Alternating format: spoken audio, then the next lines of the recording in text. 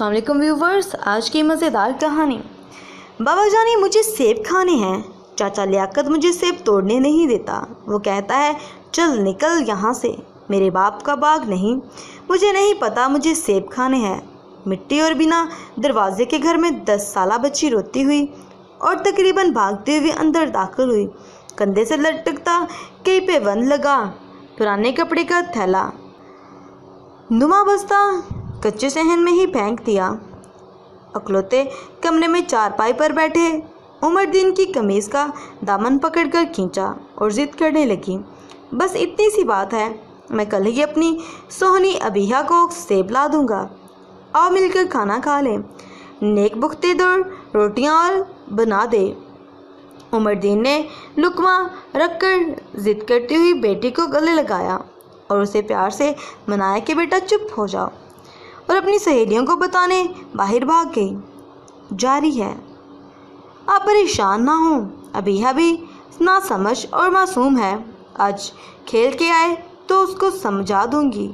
عمر دین نے بیوی کی طرف دیکھا اور اس کی طرف سے کی جانے والی حوصلہ افزائی پر مسکرا دیا۔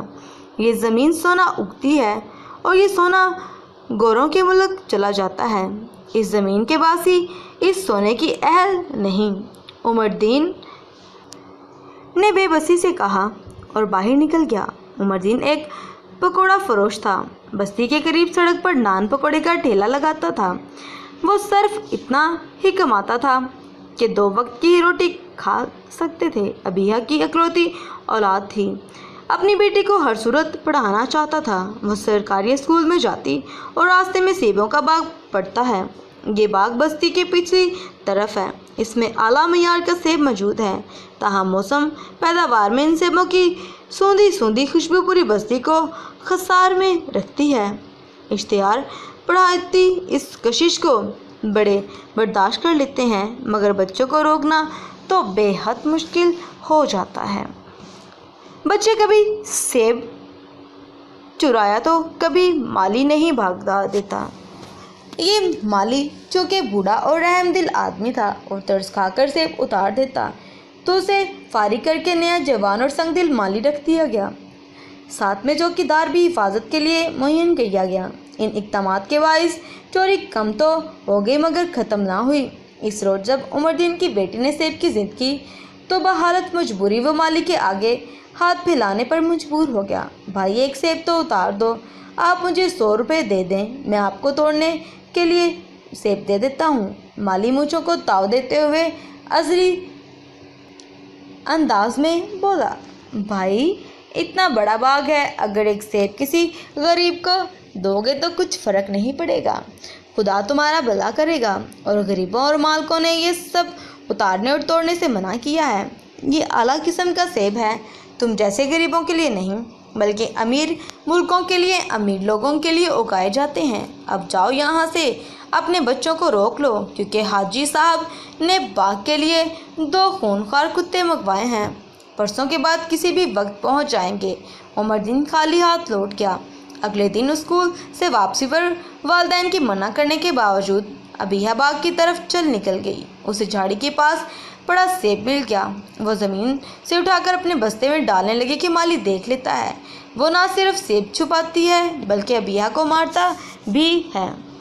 ابیہا گھر کے آگے آ کر بہت روتی ہے، عمر دین کو ساری بات سنا دیتی ہے۔ عمر دین بہت زیادہ پریشان ہو جاتا ہے۔ عمر دین شیر کی طرح اٹھ کر مالی سے 2 ہاتھ کھڑیلتا ہے۔ وہ غریب ضرور تھا مگر کمزور نہیں تھا، اس کے باوجود وہ اس کی بیوی رات بھر سو نہ سکے اور وہ اپنی مہر اور حسرتوں کا کاغذ جہاز کی طرح ہوا میں اڑانا چاہتے تھے، مگر یہ جہاز گھوم کر پھر ان کے پاس واپس آ جاتا ہے۔ مالی کی دھمکی سے اس کے خون میں ابال آ گیا اور بے تحاشا گالم گلوچ بکتا رہا۔ اگلی صبح عمر دین پھر سے پکوڑوں کا ٹھیلا لے کسی گاہک کے منتظر تھا۔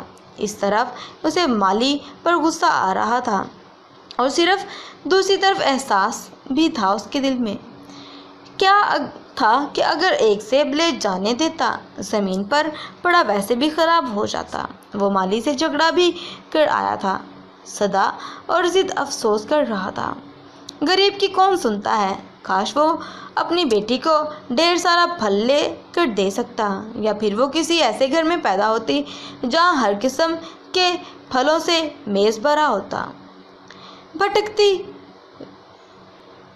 سوچوں کے دائرے سے ایک آواز اس کو واپس آئی، بھائی صاحب ذرا 20 روپے کے نان پکوڑے تو میری بیٹی کو دے دو۔ موٹر سائیکل سوار باپ بیٹی تھی، اس کی بیٹی بھی ابیہ کی طرح لگی، اس کے ہاتھ میں سیبوں کا شاپر تھا۔ عمر دین نے جلدی سے سر جھٹک کر 20 روپے کے نان پکوڑے کاغذ کے لفافے میں ڈال دیے، جسے وہ مزے سے لے کر کھانے لگی۔ موٹر سائیکل سوار نے عمر دین کو پیسے تھما دیے اور موٹر سائیکل پہ جاؤ جا۔ اگلے ہی لمحے وہ موٹر سائیکل ٹرک سے ٹکرا گئی اور موٹر سائیکل دور جا گری اور بھاپ کسی پتنگے کی طرح کئی میٹر دور جا گری۔ بچی موٹر سائیکل کے قریب سر کے بل گری۔ عمر دین بدحواس اس باپ کی طرف دوڑا تو وہ پہلے ہی مر چکا تھا۔ پھر بیٹی کے پاس آیا تو وہ دوسری نگاہ بکھیرے ہوئے سیبوں پر پڑی، حادثے کی وجہ سے سیب بھی بکھر کے۔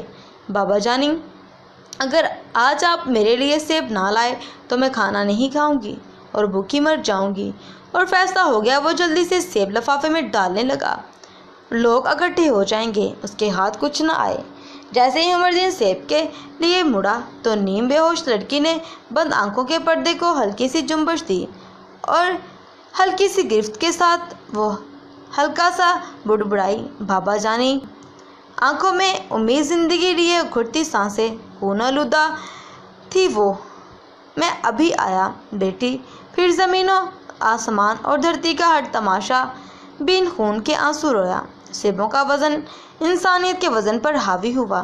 عمر دین تقریباً بھاگتے ہوئے گھر چلا آیا۔ ابیہ ابیہ کہتے وہ مٹی کے گھر روندے میں داخل ہوا۔ یہ دیکھ کر میں تیرے لیے کیا لے کر آیا ہوں۔ اور وہ یہ دیکھ کر حیران ہوئی۔ اور پورے 4 سیب لایا ہوں۔ اور شاپر 4 پائی پر رکھی دی اور شاپر 4 پائی پر لیٹی ابیہ کے سر ہانے رکھ دیا۔ تبھی اسے احساس ہوا کہ ابیہ تو بری طرح سے زخمی ہے۔ سر پر بندھی پٹی نے حواس باہتا کر دیا۔ پینو اس کو کیا ہوا ہے؟ دل بے قرار نے پوچھا۔ آج پھر یہ باغ سے سیب چرانے گئی تھی۔ مالی نے کتا چھوڑا اور پھر بھی وہ کتا اس کے پیچھے لگ گیا اور اس کی ٹانگ پر کاٹ لیا۔ سر پھٹ گیا۔ میں 2 پٹیاں بدل چکی ہوں مگر خون نہیں رک رہا، تو اس کو اسپتال لے جا۔ پینو آنسو پوچھتے ہوئے بولی۔ تبھی کسی نے عمر دین کے دل کو پکڑا اور زور سے دبایا اور ایک موقع پر وہ بالکل بند ہو گیا۔ پھر چھوڑا تو وہ مردہ دل ہو گیا، پھر سے دھڑکنا شروع ہو گیا۔ اجڑا ہوا بے کار دل۔